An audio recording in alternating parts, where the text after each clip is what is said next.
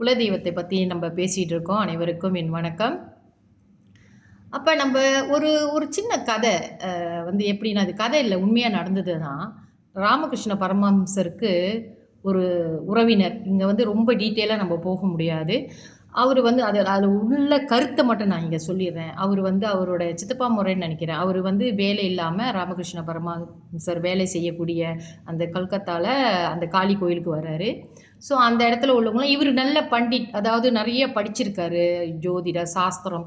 அவரை பார்த்தாலே அவர் பெரிய படித்த ஒரு மகான் மாதிரி எல்லாருக்கும் தெரியும். ஸோ நல்ல விஷயம் தெரிஞ்சவர் வேலைக்காக அங்கே வரவும் அந்த நிர்வாகத்தில் அவர் ராமகிருஷ்ண பரமஹம்சர் அவருடைய சொந்தக்காரராக இருக்கிறதுனால அங்கே வேலை போட்டு கொடுக்குறாங்க. அப்போ அவர் வேலை இவர் வந்து ஒரு கிருஷ்ண பக்தர்.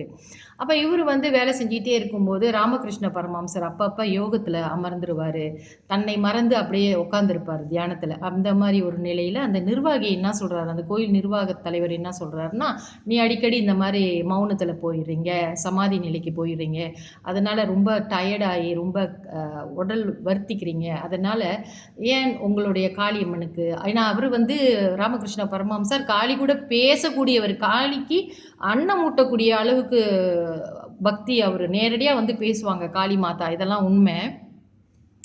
ஸோ இப்படி இருக்கும்போது ஒரு இஷ்ட தெய்வத்தின் கதை பாருங்கள். குலதெய்வம், இஷ்ட தெய்வம், காவல் தெய்வம், இந்த 3 தெய்வங்களை பற்றி தான் நான் பேசிகிட்டு இருக்கேன். அப்போ அவர் என்ன செய்கிறாரு, சரி பரவாயில்ல நீங்கள் பூஜை போடுங்கன்ட்டு அவங்க உறவினர்கிட்ட சொல்லவும் அந்த நிர்வாகி அவர் பூஜை போட ஆரம்பிச்சிட்டாரு. ஆனால் அவருக்கு வந்து கொஞ்சம் மனசில் வந்து நம்ம வந்து ராமரை கிருஷ்ணரை கும்பிட்றோம், கிருஷ்ண பக்தர் இவங்க, அந்த ஏன்னா அந்த கோயிலில் வந்து காளி கோயிலில் வந்து இரத்த காவல்லாம் கொடுப்பாங்க.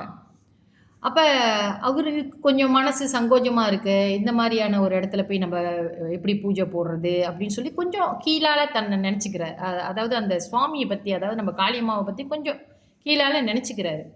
அப்போ ஆனாலும் நிர்வாகத்தினோட இதனால நான் சாப்பாடு மட்டும் நான் சொந்தமாக செஞ்சு சாப்பிட்டுக்கிறேன், ஏன்னா அவங்க கவிச்சி புழங்குறாங்க, நான் சொந்தமாக சென்று சாப்பிட்டுக்கிறேன் அப்படின்னு அவர் சொன்ன பிறகு சரின்னு நிர்வாகமும் ஒத்துக்கிறாங்க. அடுத்த பதிவில், நாளைய பதிவில் சந்திப்போம். இந்த கதையை தொடரும்.